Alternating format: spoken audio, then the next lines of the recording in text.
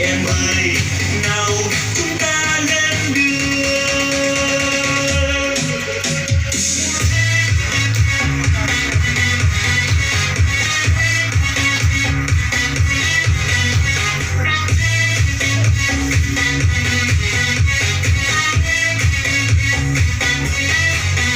Anh em ơi, chị em ơi, đã sẵn sàng lên đường hay chưa?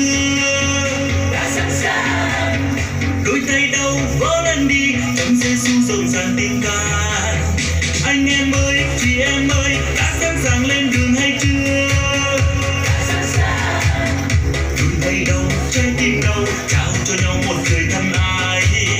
Đi thôi, mau đi thôi, anh tìm gì, em tìm gì?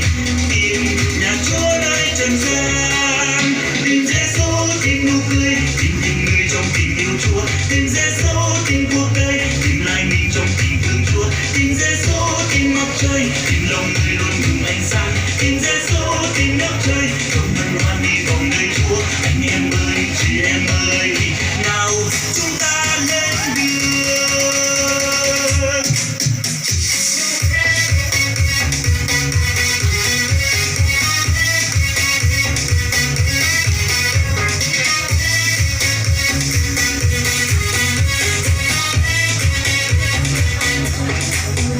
Anh em ơi, chị em ơi, đã sẵn sàng lên đường hay chưa? Đã sẵn sàng. Đôi tay đâu, trái tim đâu, trao cho nhau một lời thân ái. Đi thôi, mau đi thôi, anh tìm gì, em tìm gì?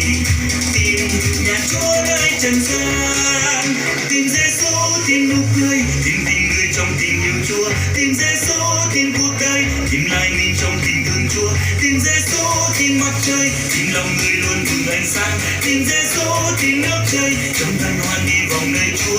Anh em ơi, chị em ơi,